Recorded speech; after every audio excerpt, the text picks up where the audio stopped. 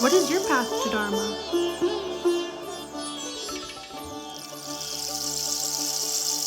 Okay, Hare Krishna. Welcome to Path to Dharma. We're really excited to be here with you tonight. I'm Shannon. I'm here with my daughter Shay, and we are here reading the Bhagavad Gita, reading the Srimad Bhagavatam, having our minds blown, and really just in the most amazing transformational process. So we're so glad to have you here with us, and we welcome you here now. Thank you so much for Welcome, being with us. Yeah. welcome. I'm honestly moving through some emotions like Uh, currently physically right now. Um as I read the comments and I'm like overwhelmed with gratitude for all of the listeners for their wealth of knowledge that they're sharing with us.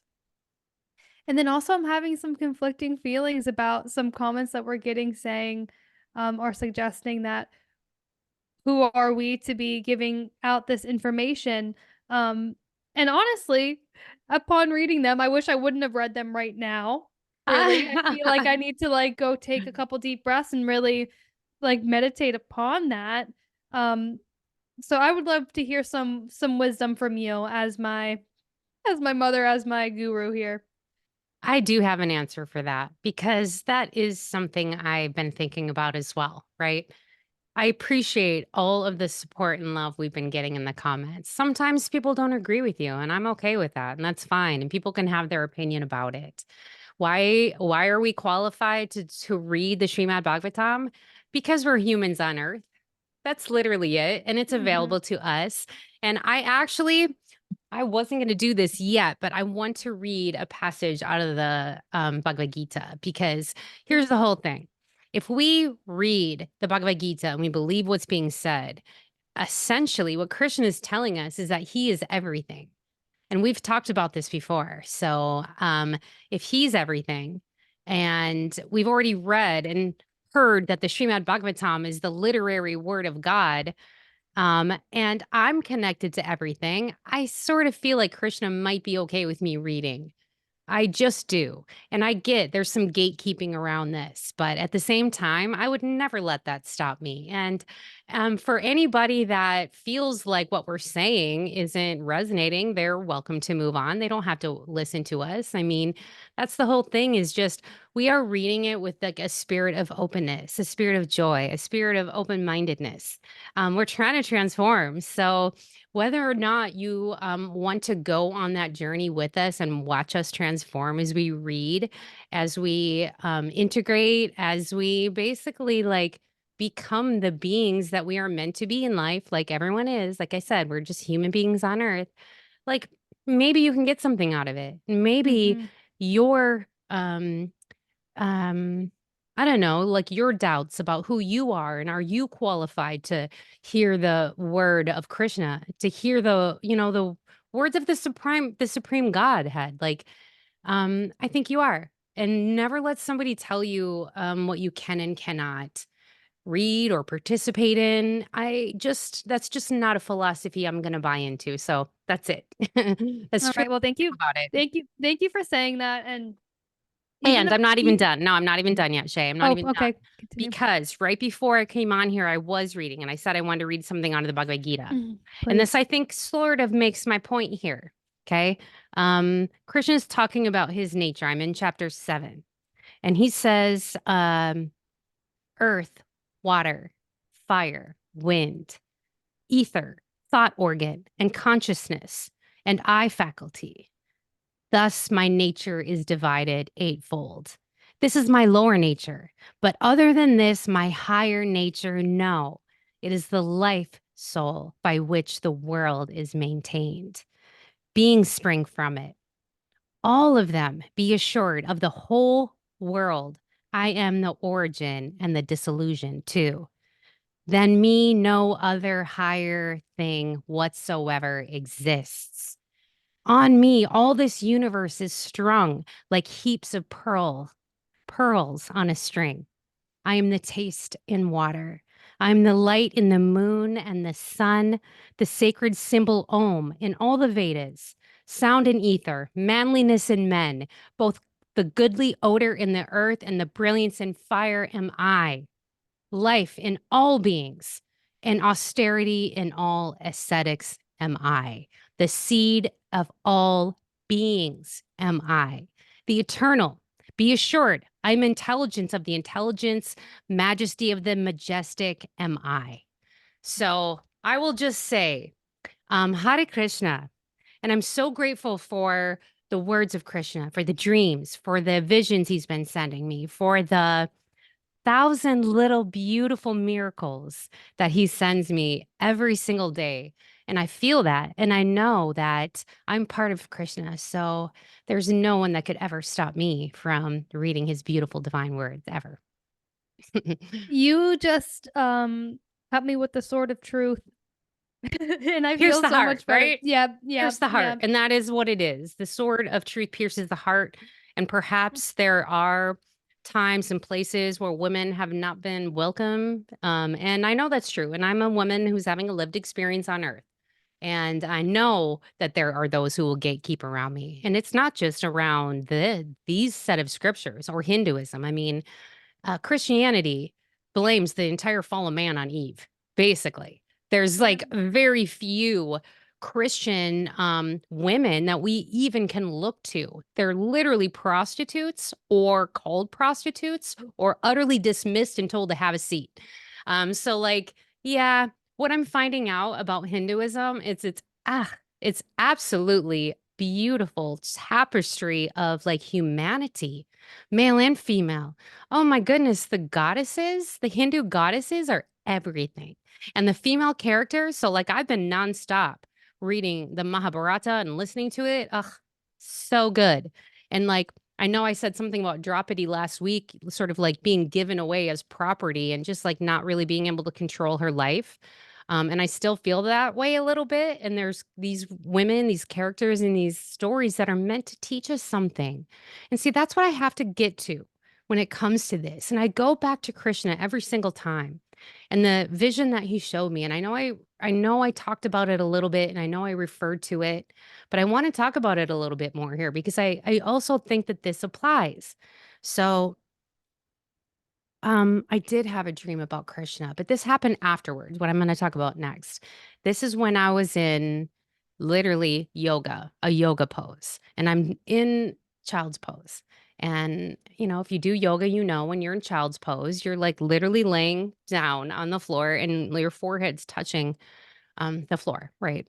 And it's like an activator of your third eye. And the most beautiful vision opened up to me. And this is what I saw. I was on a beach, the most beautiful, it's hard to describe even, the most beautiful sunset that I've ever seen, the most beautiful beach you can possibly imagine.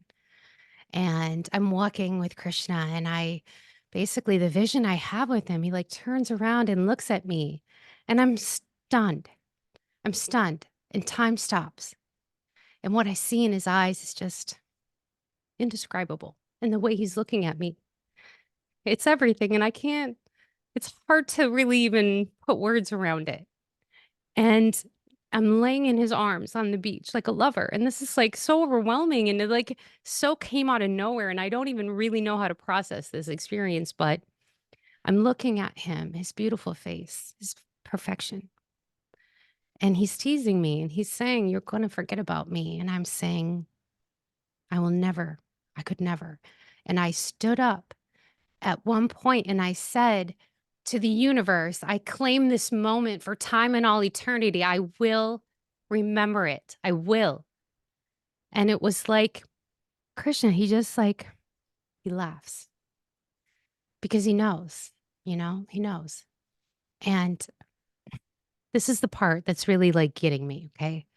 So I'm telling him and I'm looking at his perfect, beautiful face and I'm telling him he's my beloved. Of course, I'll never forget him. And then his face changes. And what I see is the face of my husband, and he's angry, and I'm angry.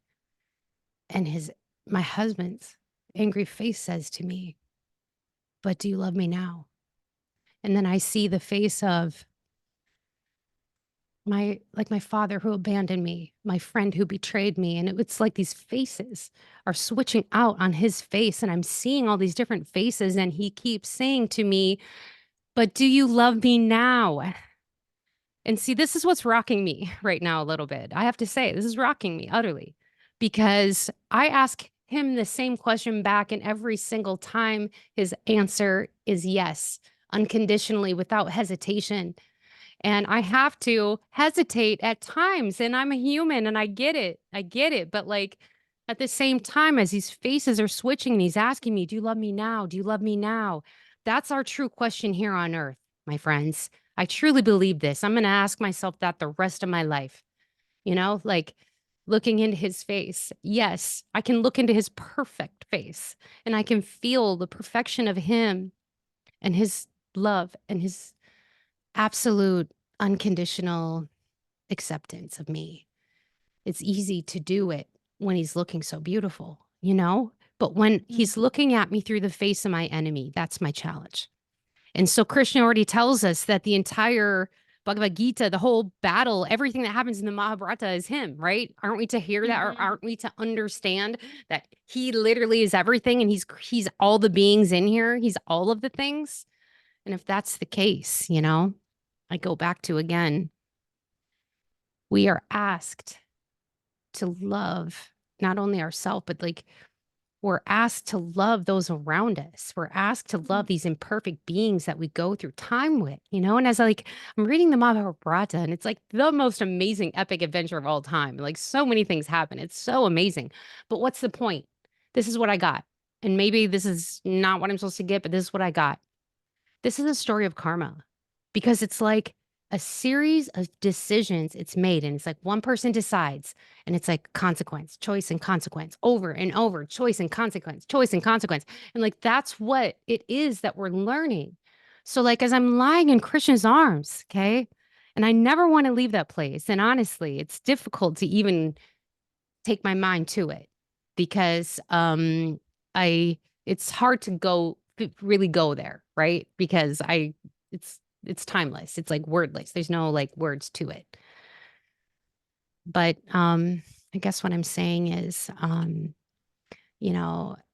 us here on earth, we're just doing our best, and sometimes we question ourselves, and sometimes we are Yudhishthira. I can't even say their names right. Sometimes we're Arjuna. Let me say that one. Sometimes we're Draupadi. Like sometimes we're Queen Kunti.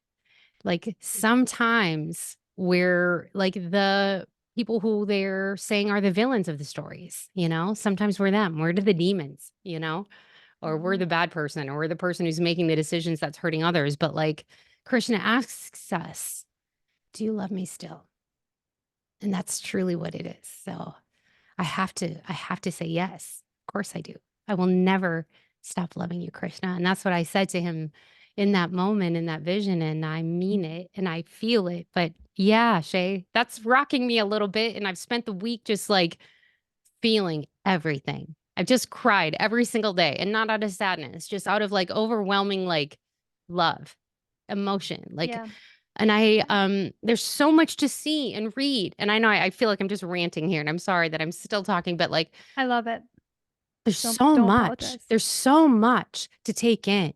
And so in my meditation the other day, I was asking Krishna again, and Krishna doesn't always come to me himself. Like, the universe just sends you these things. And suddenly it was like I'm deep in my meditation and I see this like old ancient man sit down in front of me. He doesn't say a word. And I know that it's Sutta Goswami, though. And he's got a big bowl of rice. And I look down and I have an empty bowl. And he's got these chopsticks and he like takes one grain of rice and he puts it in my bowl and I eat it. And then he takes a second grain of rice and he puts it in my bowl and I eat it. And then poof, he's gone. And I'm like, damn, okay, I get it. Because it's one grain of rice at a time. Yeah. And that's how I feel like we slightly need to approach this. So even though we're like reading all the comments, there's so much to read. Like, wow, there's so much. I literally can only take it in one grain of rice at a time. But eventually I'm going to eat that whole bowl. I will. So like that's wow, that's like my main thoughts. Just a little tiny rant there, Shay, of like where I've been this week. Ay, ay, ay. Thanks so much for sharing. And I had like full body activations multiple times as you were talking. Um I love it. Really, seriously, thank you so much for talking and making me feel more normal about my own feelings.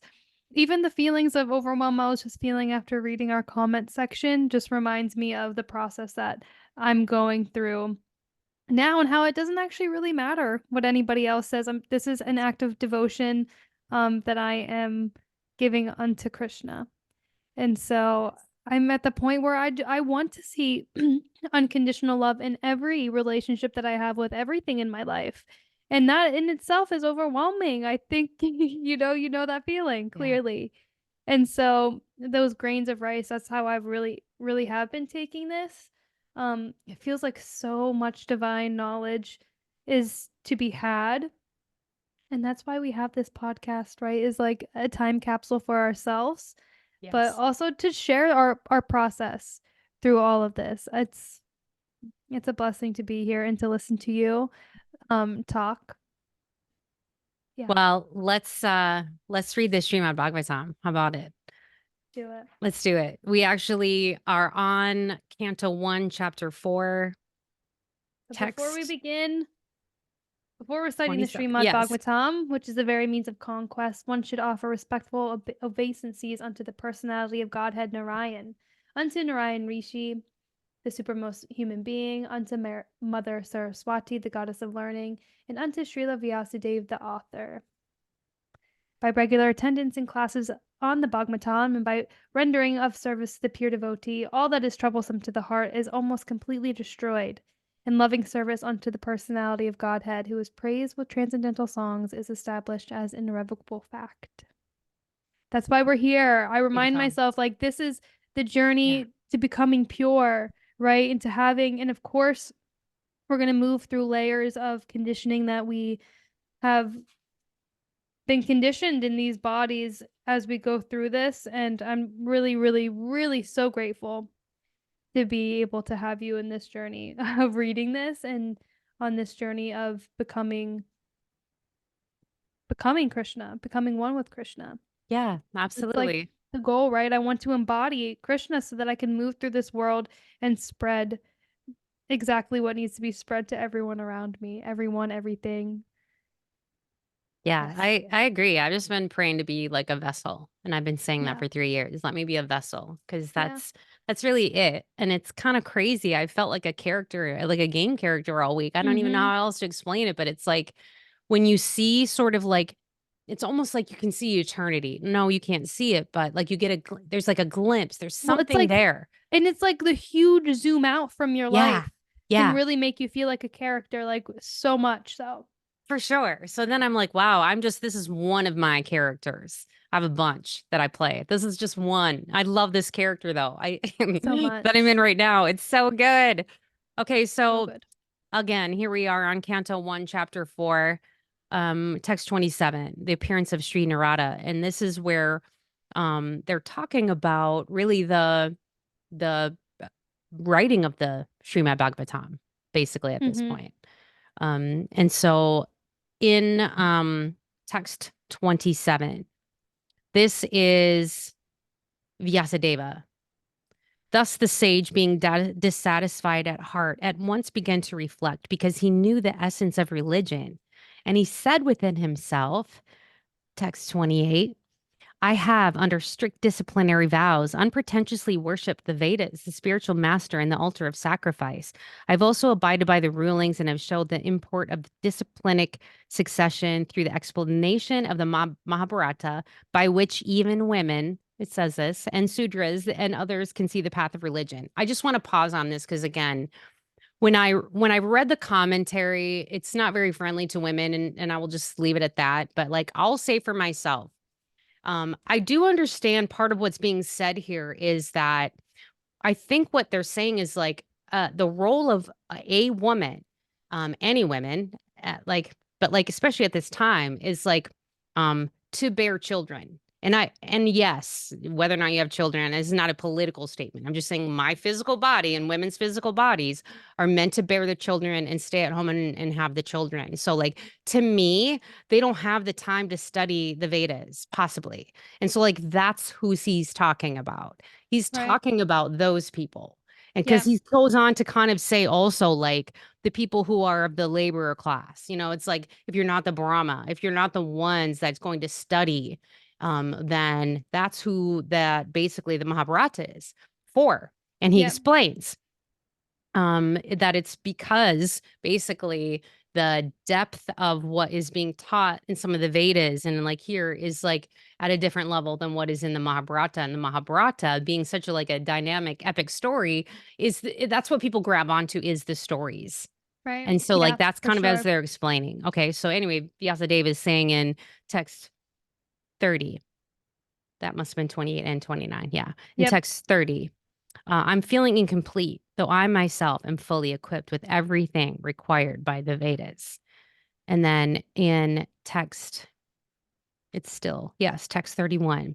This may be because I did not specifically point out the devotional service of the Lord, which is dear both to perfect beings and to the infallible Lord. So this is what I'm picturing. Like, all right, I love to read and write and all the things. So like he's sitting there just ruminating on it. And he's like, you know what? I got more to say. Like I didn't say this.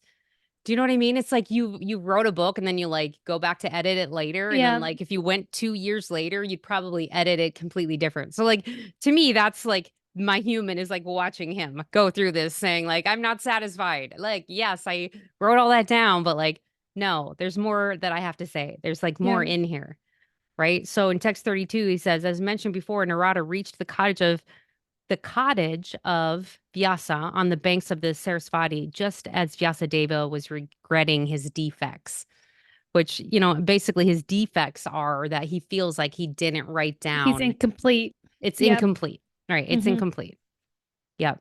So that's kind of where we're at. At the auspicious arrival of Sri Narada, Vyasadeva got up respectfully and worshipped him, giving him veneration equal to that given to the Brahmaji, the creator. And then we go into chapter 5, and it really gets into Narada's instructions on the Srimad Bhagavatam for Vyasadeva. And this is kind of like goes basically into like what it's for, like why is it, why did he write it? So in text 1, Sutta Goswami says, thus the sage amongst the gods, comfortably seated and apparently smiling, addressed the rishis among the brahmanas. So finally, we're back to that scene that we started like 2 videos ago, I want to say, like, where they're all sitting, the sages, and they're finally ready to hear the recitation of um the Bhagavatam. Sorry. Yep. Yep.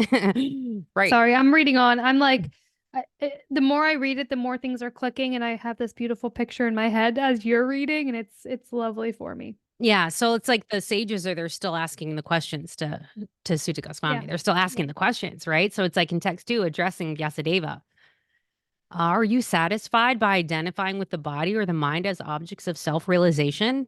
I love that question so much. Remember when I was saying, like, I wish I could come up with questions for my spiritual master that sound that good? I should ask him that question because, like, that's so good. Um, uh, So good. and then in text 3, your inquiries were full and your studies were also well fulfilled. And there's no doubt that you've prepared a great and wonderful work, the Mahabharata, which is full of all kinds of Vedic sequences, elaborately explained. Yeah, I would say that. You have fully delineated. Wow. You have fully delineated. You're going to take over now, Shay, because I can say that word You have fully, delineated. yeah, Delineated. You have, the subject of impersonal Brahman as well as the knowledge derived therefrom. Why should you be despondent in spite of all this, thinking that you are undone, my dear Prabhu? right. He's like, no, why are you doubting yourself? This is almost a conversation that this is like such a mirror to what we were talking about in the very beginning, where I was like literally feeling doubts about like sharing this information online for anyone to see. And you were like, but why are you doubting this? This is in Yeah, love. that's true. Like, Right. it's so true. Okay. Time for devotion, right. So true. Hare Sri Krishna. Vyasadeva Hare said, all Krishna. you have said about me is perfectly correct. Despite all this, I'm not pacified. I therefore question you about the root cause of my dissatisfaction. For you're a man of unlimited knowledge due to your being one of the offspring of Brahma. Okay, so like basically it's comes down to expectation, truly, because it's almost as if Vyasadeva had an expectation that he would write all this down, and he'd be like perfectly satisfied and be able to float off into heaven and be good to go. But like he's Yeah. saying, like, no, like, what is it? Like, I'm not pacified. Like, why do I still have more to say? Like, why do I feel this way? Read text 6, Shay?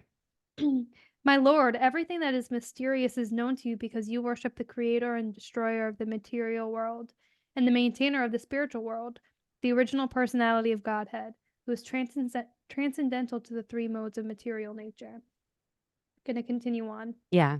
Like the sun, your goodness can travel everywhere in the three worlds, and like the air, you can penetrate the internal region of everyone. As such, you are as good as the all-pervasive supersoul. Please, therefore, find out the deficiency in me. Yeah.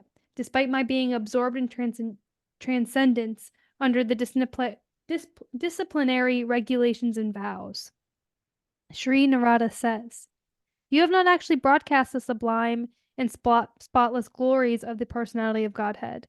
That philosophy which does not satisfy the transcendental senses of the Lord is considered worthless. Can we pause there and talk about that a little bit? Yeah, but I I feel like, almost want to reread it. okay, reread it, and then I'm going to read the next text because I feel like it helps. Okay, I'm sure. Okay, just read the next. Okay, I'm going to read this. Sri Narada said, you have not actually broadcast the sublime and spotless glories of the personality of Godhead. That philosophy which does not satisfy the transcendental senses of the Lord is considered worthless.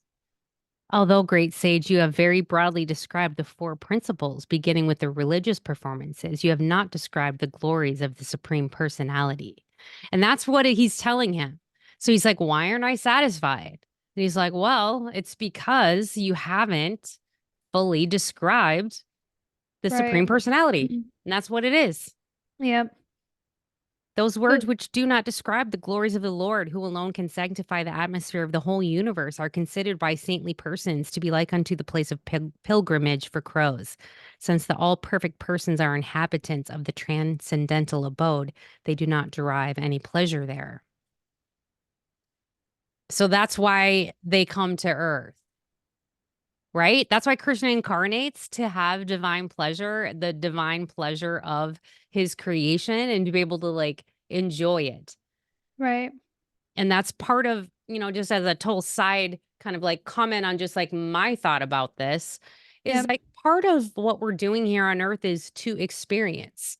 Mm-hmm. And that's kind of what it is. It's like this idea of like the supreme personality of Godhead. One of the things that we're learning about Krishna and his personality is like just how like, I don't know, like how mischievous he is, how funny he is, like how it's like he's not like he sees and knows and everything, but like part of his pastime is to come to earth and enjoy, right? Like Yeah. it is too. So possibly like that's what's going on here is I think like, what's being said here as well is like he did create the Mahabharat and it was for a certain class of people and that's full, but there's also like a deeper knowledge for the next not next class, but a different level of human, right? And that those are all divine within themselves, but that they are different, and so that's why he's feeling dissatisfied because yeah, maybe he wrote the knowledge that he had, right? And he's saying I have knowledge of all the Vedas, and so right. so why am I feeling, you're back by the way, I can hear you. um so why am I feeling dissatisfied? And it feels like what's being said to him by Narada is like, yeah, you wrote all that, right? But you didn't get deep enough. And like there's more layers. I keep saying this and feeling this again and again in my life recently, is like there's so many layers. There's so many layers to everything. I mean, to even like minute things. So think about the layers and like the deepest depths of Krishna, like a fucking million layers. Like so many. Yeah. Okay, are we on chapter or text 11 now, right? On the other hand, that literature, which is full of descriptions of the transcendental glories of the name, fame, forms, pastimes, etc., of the unlimited Supreme Lord, is a different creation, full of transcendental words directed towards bringing about a revolution in the impious lives of the world's misdirected civilization. Such transcendental literatures, even though imperfectly composed, are heard, sung, and accepted by purified men who are thoroughly honest. Well, it's just this whole idea of Vasudeva, okay, came up with the Mahabharata, and what if I'm hearing Narada correctly, what he's saying is that, you made that for the general people, and he says in one of the verses, the people in general are naturally inclined to enjoy, and you have encouraged them in that way in the name of religion. This is verily condemned and is quite unreasonable, because they are guided under your instructions. They will accept such activities in the name of religion and will hardly care for prohibitions. Yeah. And so, can we just talk about that a little bit? I mean, they continue on, and it actually does help explain it a little bit better. And I just think the more and more we read, we're going to understand what Narada is really saying to Vyasadeva. Yeah. Obviously. So part of me is like, no, we should not even talk about it and just continue on reading. I mean, is what he's saying, it's like it's supposed to be somewhat enjoyable. It's supposed to be enjoyable. And that's part of what is making Vyasadeva feel unsatisfied is what he's produced hasn't necessarily caused enjoyment. Well, I think it has caused enjoyment. I think it's caused enjoyment for the general people in the name of Krishna now, Okay. is what I'm gathering this is saying. Right? Like he created the Mahabharata. He's feeling incomplete in his givings to the world Right. based on that. And now Narada is telling him, yeah, you've given this to people, and people have this natural tendency to enjoy. And now through the Mahabharata that they're enjoying, but through the name of religion, and that's not the whole picture. Okay. Yeah. Okay. That makes sense. That's what I'm gathering from this. All right. Let's go on to text 16 then. The Supreme Lord is unlimited. Only a very expert personality, retired from the activities of material happiness, deserves to understand this knowledge of spiritual values. Therefore, those who are not so well situated due to material attachment should be shown the ways of transcendental realization by your goodness through descriptions of the transcendental activities of the Supreme Lord. So that's what it is. He's like, describe the transcendental activities. Which he did in the Mahabharata, right? He tells the Yeah, stories in the pastimes and the Leelas of Krishna. he But this, does. In text 17, one who has forsaken his material occupations to engage in the devotional service of the Lord may sometimes fall down while in an immature stage, yet there is no danger of his being unsuccessful. Hey, there's another answer to our question of are we qualified? Is anyone qualified? And this right. says right here, yeah, no, there's no danger of being unsuccessful. On the other hand, a non-devotee, though fully engaged in occupational duties, does not gain anything. It reminds me of that thing that Grandmaster said one time. Old Master talks about this whole idea of if you get it right. So Grandmaster was giving us a practice called the Yes. Siddha walk, remember? And we were doing these practices. So I did go through an initiation with my spiritual master, and he taught us all these spiritual practices. And one thing his guru, Grandmaster Akshar, says is okay, if you're doing the Siddha walk and you do it exactly as I've described it to you, and it's you get gold star, 100%. You got all the things, you get all the benefits of it. But let's say you don't do it exactly right. Do you still get points for it? Yes. Maybe you only get half points, but it's still points. You know what I'm saying? It's Right. you still get the benefit of it. Maybe you don't get the full benefit of it. It's the different mudras that he teaches us and the mantras and all the things that he was teaching us. He was like, no, actually, you don't have to do any of that. You don't have to. But if you do, it's really nice for you. It's really good for you. And if you get it right and you do it right and you do it in the way that I've taught you, it's bonus, not bonus points, but you get everything you're supposed to from it. So to me, that's kind of what this is saying. It's if you're a non-devotee, whatever you're doing, it doesn't count for you or against you. It's not a thing. But if you're trying to have some type of devotion, and I think that's part of what it is we're doing, is just attempting to have some way to figure out how to integrate and have this in our life. But that's what it is. We're trying to figure out how to have devotion in a way that's pleasing to Yeah. Krishna. Yeah. Right. And good for Absolutely. us and pleasing to us also. It's very Right. pleasing, actually, like knowing I love knowledge personally. And actually, when I go to text 18, it says persons who are actually intelligent and philosophically inclined should endeavor only for that purposeful end, which is not obtainable even by wandering from the topmost planet down to the lowest planet. As far as happiness derived from sense enjoyment is concerned, it can be obtained automatically in course of time, just as in course of time we obtain miseries, even though we do not desire them. Um, my dear Vyasa, even though a devotee of Lord Krishna sometimes falls down somehow or another, he certainly does not undergo material existence like others, because a person who has at once relished the taste of the lotus feet of the Lord can do nothing but remember that ecstasy again and again. Yes, I read this and I was like, yes, that's it. That's what I'm talking about. It's that. It's when you've had that moment, that moment of connection with the divine. You cannot get enough. You literally cannot get enough of it. Nothing else will suffice, actually. There's nothing. You know what I mean? So it's like you go back to it again and again. So, like earlier, when I was talking about going again and again back to this vision of Krishna, just like saying to me, like, you're going to forget me. And I'm like, I'll always love you. It's like all of those things are so delicious, even to be able to go to it and be in that moment. Like I was saying, it's like almost hard to go there because I don't want to leave. I Mm-hmm. don't want to leave. And once you get a taste of the divine, ugh, there's nothing else. There's nothing better. I don't care. There's nothing better. So I felt this. I feel this. Yeah, absolutely. I love it. I love it all. I love everything. There's so much. Yeah, There's and so much. I'm feeling so much right now. I'm literally just feeling so much right now. I'm um, feeling so much. like, I think part of what we're supposed to be doing is feeling so much, though, It is. And it's like you what's know? going to happen after I get off of this is I'm going to go and I'm going to chant some rounds of japa and I'm going to pray to Lord Krishna. And those are the moments that they're talking about. It's like you Yes, feel the ecstasy, you feel the unconditional love. I feel And it. it's like all the processes coming up, leading up to that, they don't even matter anymore. It's like the devotional, unconditional love and service to Krishna is what they're talking about. And it's so beautiful.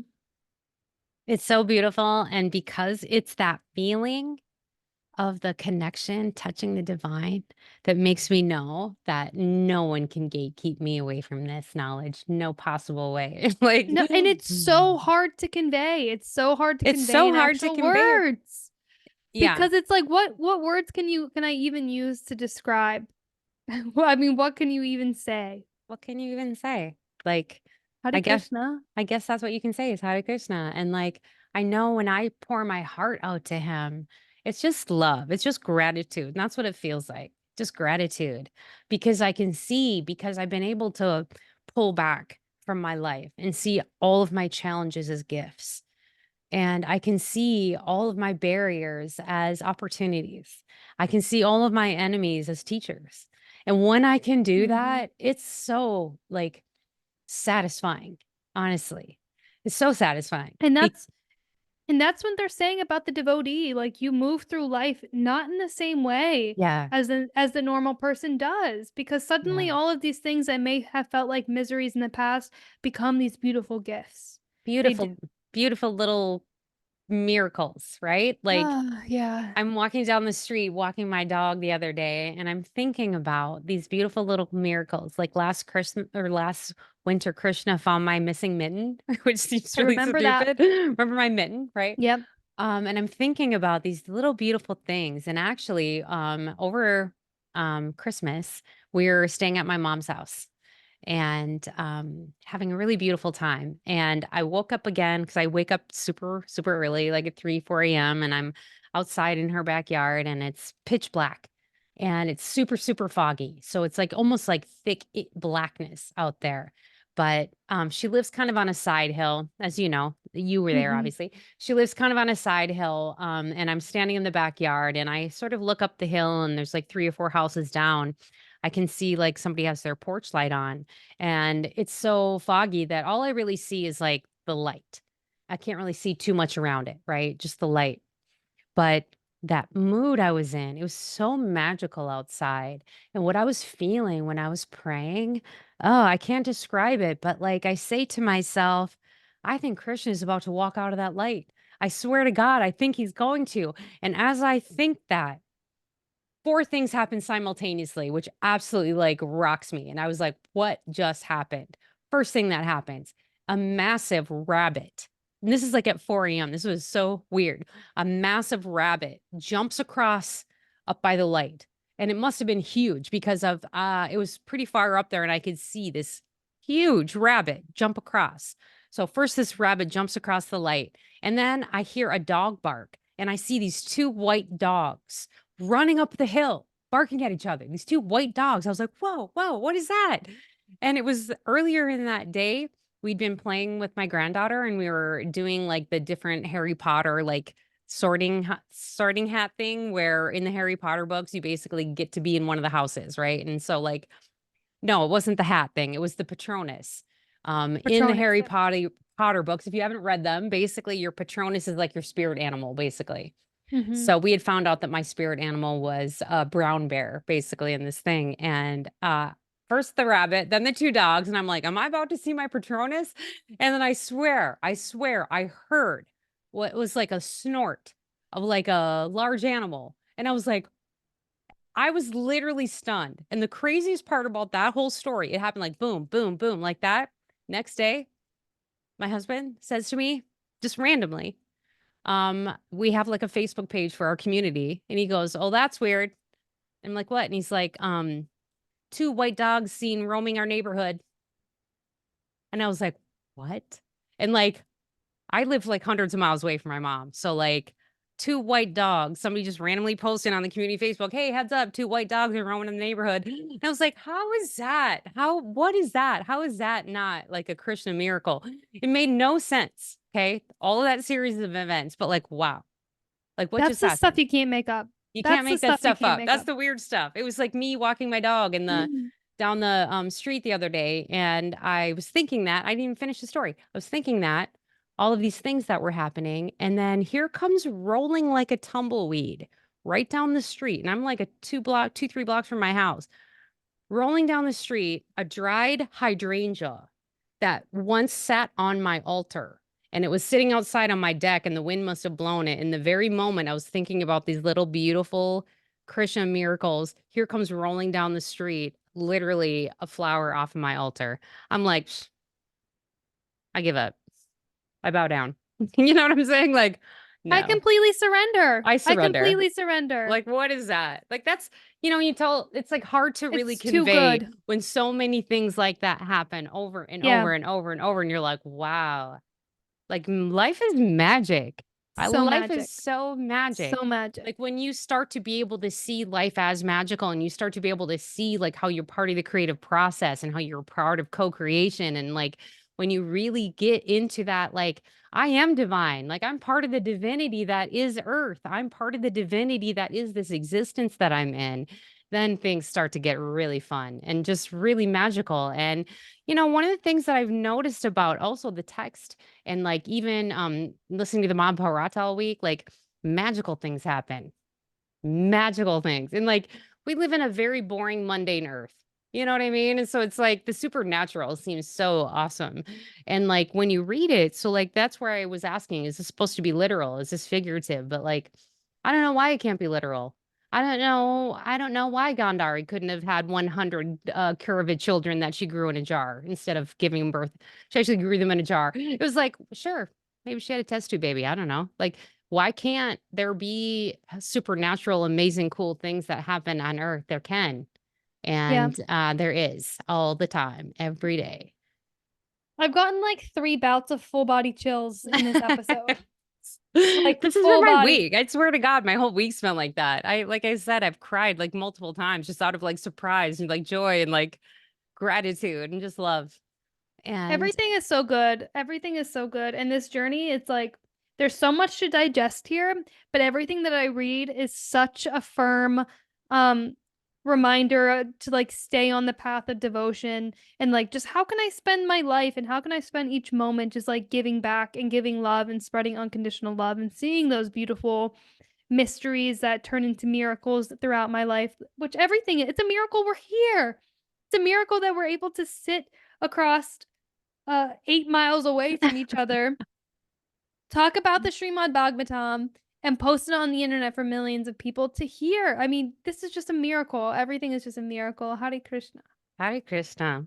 I'm so grateful to be here with you, Shay. And we're so Too grateful to have good. It's you too here, good. right? It's so good. We're so grateful to have you here with us. And like, we would love to have you go through this entire journey of the Srimad Bhagavatam with us. Like, who are we going to be after this? I don't even know.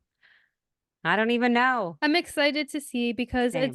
it's like this. It's even if you just look at my evolution of this episode, okay? I literally came almost with anxiety.